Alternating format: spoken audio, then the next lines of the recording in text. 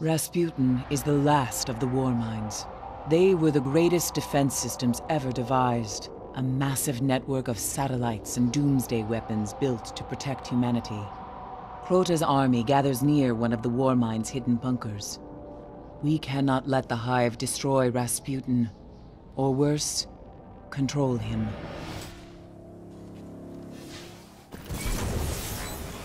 There's a secret entrance to the war mine's bunker beneath the Forgotten Shore. Stop the Hive from reaching Rasputin. Yes, ma'am, we will do that. What is up, my Squirtleites? It is I, your king, welcoming you back to more Let's Play Destiny. In the last episode, we finished off the Fist of Crota mission, and now it is Siege of the Warmind. But still fights to protect us. We cannot let Crota's army find a way around the war mine's defenses, or Crota's disciples will flood the Earth. So, in recording these episodes and in losing the footage for doing so, I actually missed me grabbing the last 2 golden chests here on Earth, which I grabbed in this mission. So one of the ones I missed was one right here.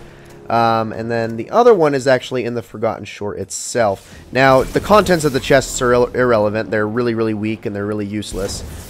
Really, the best part of the chests, honestly, was the glimmer I got from them.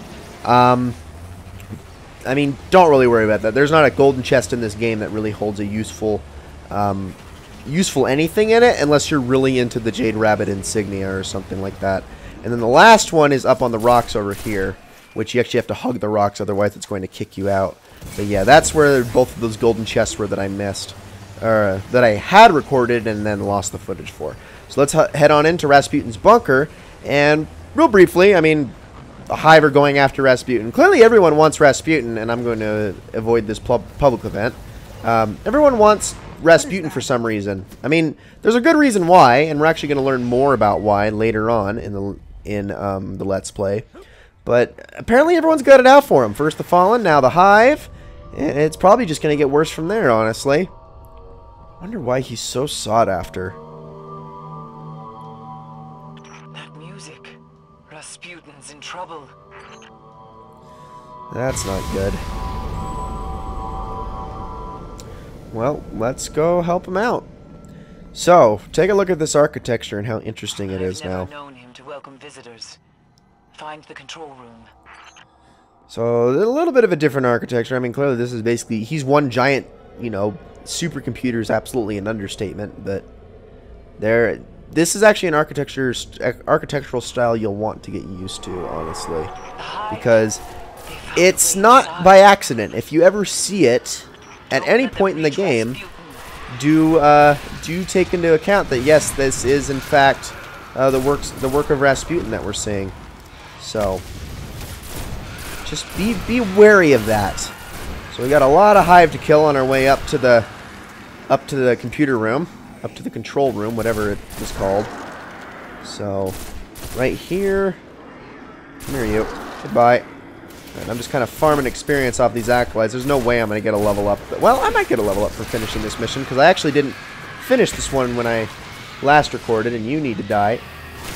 Get out of here. I'm not going to put up with you. There we go. Alright, now let's see, real quick. Let's do that. Path of the Sunsinger. Oh, nice. Keep chucking these. There we go. None of you getting past. Alright, almost got 7 orbs of light, and see if I can get a few more in there. Perfect.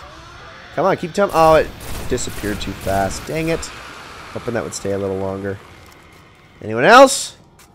Just the knight up here. Alright, let's take care of him. Get down. Alright, there we go. Drop anything useful? No. Alright, let's head on into the computer room. And here we are. I keep saying computer room. Control room. Find the controls. Make sure the Hive haven't destroyed Rasputin. Yes, ma'am. Now, actually, fun fact, that dead ghost that we collected earlier in the Let's Play, there's plenty more of them. In fact, can I see it? No, I can't see it from down here. If you can actually climb up to the top, there's one sitting up all the way up there, which is actually not as hard to do as you think it is, trust me. Stand on this, jump up on those cables, and then platform your way up. But yes, anyway.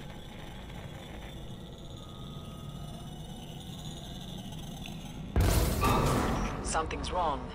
Something's wrong indeed. Ah, so we saw you in the last mission, didn't we? Guys, this is Omnigul, and I want to talk about her for a second. So Omnigul is basically the general of Crota's army. She is very, very nasty.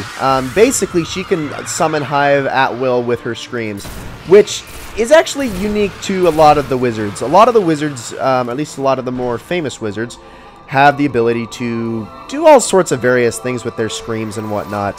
There are death singers, which are... We'll get into those at a later point. Omnigul, I believe, is not technically a death singer. Don't quote me on that, though. I want to kill this first thrall. There we go.